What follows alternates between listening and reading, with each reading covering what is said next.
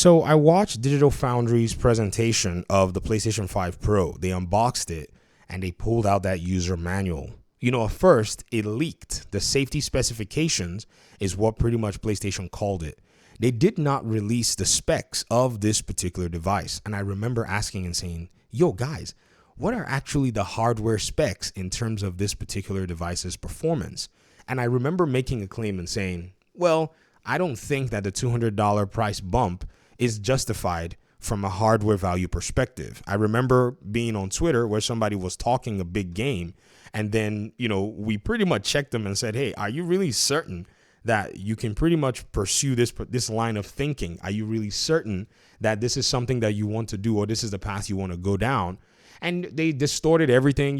Some of these hyper PlayStation fans would distort what you're saying. They turned it to a thing of, you're jealous about the PlayStation 5 Pro. You're threatened by the PlayStation 5 Pro. And I was laughing, going like, why would anybody be threatened by a console? I don't care what's in it. You still have the proposition of what everybody else is thinking. It's a locked ecosystem. This is the reason a lot of people leave, consoles. They walk away from it, right? And so here is that particular tweet in the thread of tweets where they said, you stated that the PlayStation 5 Pro isn't worth the cost relative to performance. Yes. I'm not just the one stating it. Even PlayStation users, some of them are stating it. Now, some are like, I'll buy it anyways. But we're not going to sit here and say, we're buying it because of the performance. Because, again, if you bring performance to the table, you really have to show the customer why they're paying that premium for the performance. And that's how we've known it from the hardware side, especially when you open your fingers to type 4070 on, a screen. So they said this. You came to that conclusion based on the fact that there's a PS logo on the box instead of an X, but you can't accept specs, features, actual footage, and Digital Foundry telling you need a 4070 PC to match the PS5 Pro, right? This was posted October 6th, where there were no specs already posted. We already had some folk like this running wild with the information that there were specs. So here we are. Digital Foundry finally, oh golly, they did a specs, analysis, and I'm not even going to go ahead and go into it just yet.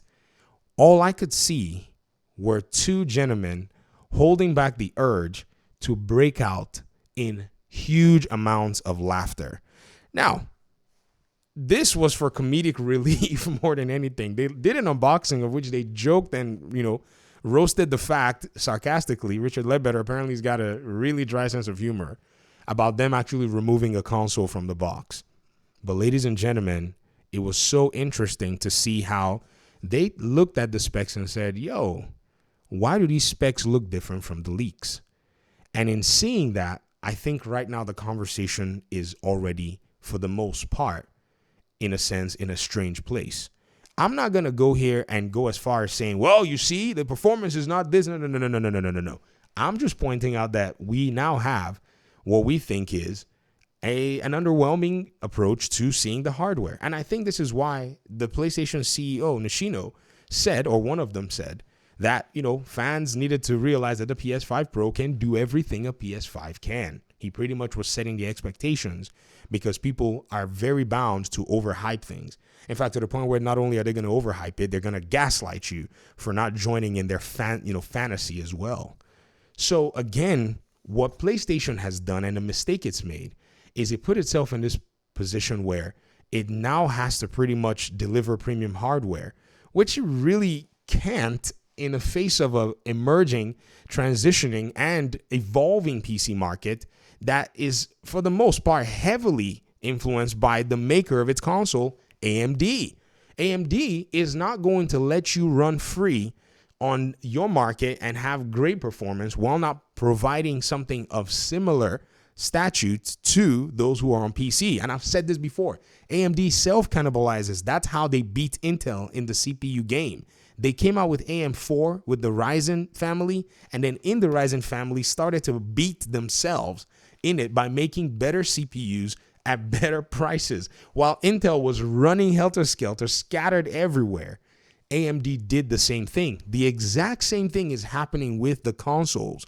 They are looking at the console price points, and they're looking at exactly what the specs are, and they've designed devices that are in the exact same range that cost about the exact same when you buy a CPU and a GPU looking at RAM, and they're making those. And in fact, it's actually not just the same, it's better. Like, it's insane. Because at the end of the day, when prices adjust and when everything eventually goes to the reality side, it's pretty much the fact that new hardware is coming out. That's basically, pressing downward on the pricing of existing hardware. So when I made my 6750 XT build with the Ryzen 5 5500 and talked about how, for an extra $50, you can pretty much upgrade that CPU to a 5600 or so, depending on where you find it. Or you can pretty much go into the perspective of going and, maybe upgrading that GPU if you wanted from a 6750 XT to a 6800 base. That's not a huge leap in terms of, the hardware difference itself. So that by itself already kind of brings us to the position that we're in, where, ladies and gentlemen, if you still believe that these console companies are here to pretty much give you, so-called PC performance that they all claim,